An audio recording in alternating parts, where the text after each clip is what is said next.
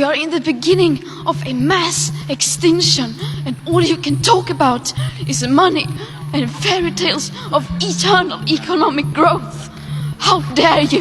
When Greta Thunberg drew national attention for her comments at the UN in the summer of 2019, some praised her performance as a stinging rebuke to the rich and powerful for failing to put the survival of the planet above their own needs. At just 16 years old, our next guest is already changing the world. Pick for the 2019. She became the biggest voice on the biggest issue facing the planet. Others saw the exploitation of a young woman with emotional problems for propagandistic ends. A mentally ill Swedish child who is being exploited by her parents and by the international left. But there's no question that Thunberg's style of environmentalism, strident, urgent, and critical of global capitalism, has gained a strong foothold in contemporary politics. A 2019 paper from the journal Biosciences, co-signed by more than 11,000 scientists, asserted that planet Earth's population must be stabilized and ideally gradually reduced, and some politicians have questioned the morality of having children at all. There's scientific consensus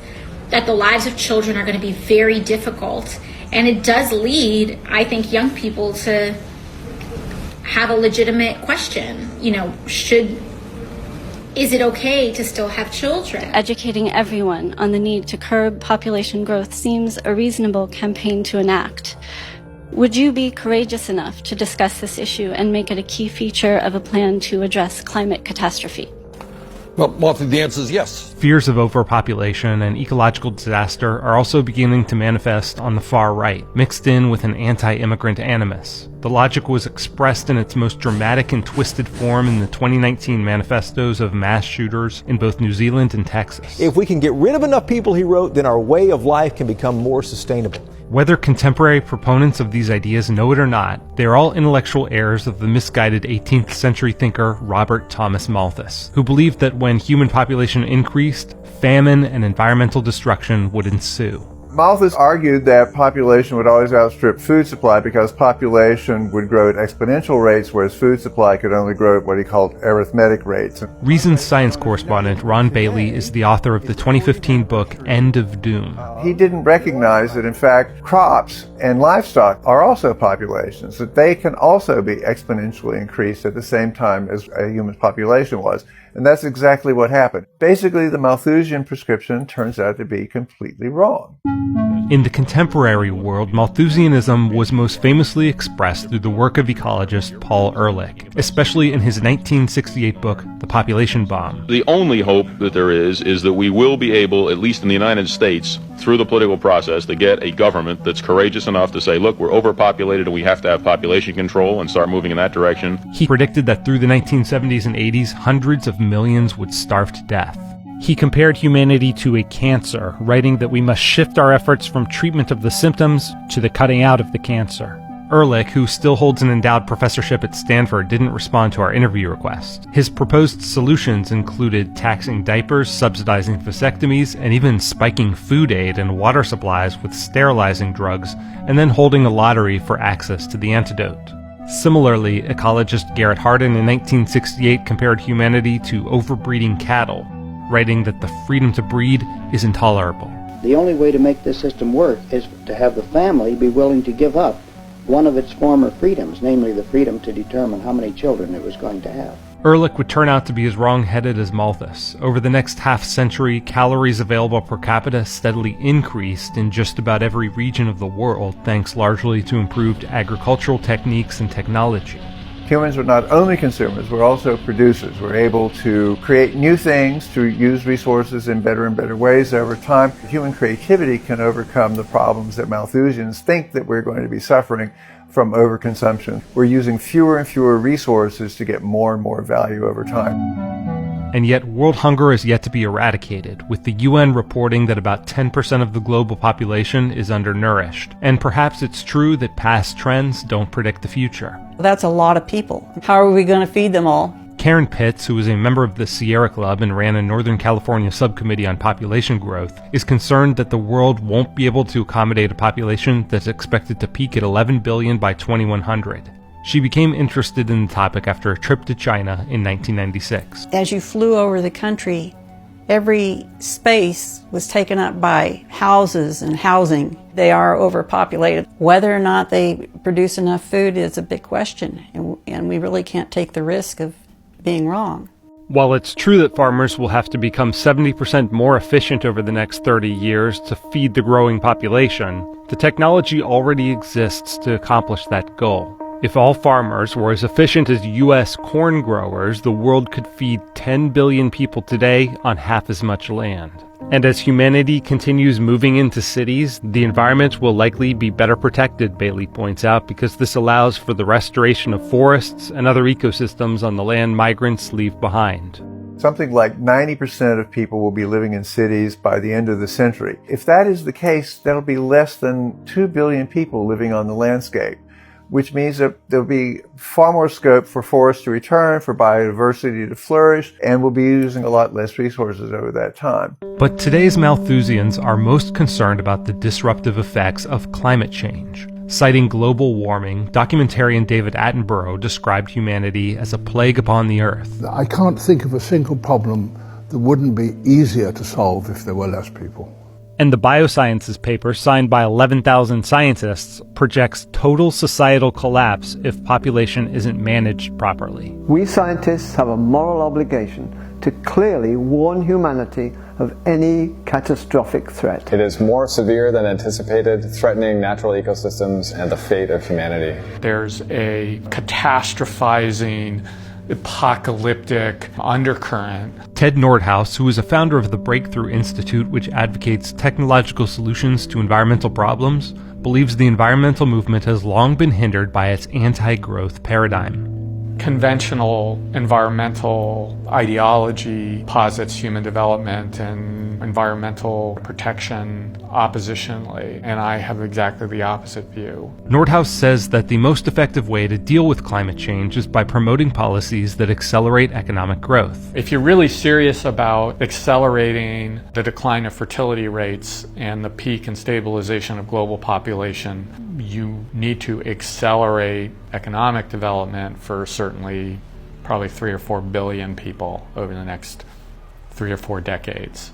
Most of today's environmentalists don't openly advocate for the draconian population control measures pushed by Ehrlich and other Malthusians in the 1970s. Karen Pitts says she just wants more sex education and greater access to birth control in the developing world, pointing to a project she participated in with Tanzania's local population. I have introduced contraception. We put tablets over there that they could use, plus being able to administer family planning. And the contraception rate went from about 25% to over 54%. Surprisingly easy. Those women wanted family planning. Funding greater access to birth control and education for women in developing countries was also a recommendation of the Biosciences paper, and it's a policy agenda of the UN and leading NGOs like the Bill and Melinda Gates Foundation. Nordhaus says such measures can help at the margins, but ultimately miss the big picture, which is that as wealth increases, fertility rates naturally fall as families invest more resources in fewer children. The real drivers of long-term fertility decline and population stabilization around the world are just kind of garden variety economic development, which a lot of the same people signing those documents are actually saying is the problem. The Biosciences paper argues that economic growth is driving overconsumption of resources and says our goals need to shift from GDP growth and the pursuit of affluence towards sustaining ecosystems. As soon as we find new ways to do it, our consumption increases. That's the problem. Pitts is right that people in wealthier societies tend to consume resources and generate greenhouse gases at rates that are orders of magnitude higher than those in the third world. But Nordhaus points out that when poor societies become wealthy, there are more people positioned to help solve environmental problems in the only way that really works, with new technology. Environmental discourse has been overly focused on consumption. Technology is one of the key things that mediates the relationship between affluence and consumption and impacts. Wealthier, more developed societies are both better positioned to adapt to problems like climate change and climate impacts. Category 5 hurricane creates a lot more devastation and a lot more loss of life and human impact in a poor society than in a rich society. They're also better positioned to develop and deploy new technology. Most of the success we've had in deploying nuclear or other clean energy technologies is actually in contexts where energy demand is growing quickly. And so Nordhaus advocates for greater reliance on clean, abundant energy like nuclear power to fuel advanced economies towards possibly innovating even lower impact alternatives. But the third world may still need to rely on traditional fossil fuels on its path to prosperity. Certainly over the next 3 or 4 decades, a lot of development, particularly in poor countries, is still going to be fossil-based. But it could be natural gas and not coal. Or in Africa, for instance, there's huge hydro capacity. In projections of sort of where populations are going to stabilize is really, when you get down to the bottom of it, is just ultimately a question of how rapidly Africa develops economically. Nordhaus says that climate change will likely continue to present challenges for governments, individuals, and societies in the coming decades, but that it's better to conceive the problem not as an asteroid hurtling towards Earth, dooming us to extinction unless we thwart it, but as a global case of diabetes. Diabetes, when it's treated, is manageable. Depends on what we do. And that's not just about cutting carbon emissions. It's also development makes us more resilient to climate extremes of all sorts. Malthus wasn't completely wrong about the tendency of humans to deplete resources, says Bailey, but he failed to see that new ways of organizing society would ameliorate the problem. Up until about 2 centuries ago, Robert Thomas Malthus was about right, is that in fact population was regulated by food supply. And something changed. The world understood the role of property rights, for example, the rule of law, and this dramatically changed the incentive structures that people had. Activists like Naomi Klein, who argued their economic system is at war with their climate system. She wants to replace it with some sort of communitarian socialism. I would suggest to you that doing that would exactly bring back the Malthusian conditions that we used to live in. The thing that we need to do is proceed to produce more wealth, more technology in order to ameliorate and overcome the problems that climate change is going to cause. Her prescription is exactly the opposite of what needs to be done. We are in the beginning of a mass extinction, and all you can talk about is money and fairy tales of eternal economic growth. How dare you? That's the kind of claim that it doesn't actually enlighten at all. It doesn't actually tell us anything about the real choices we're faced with.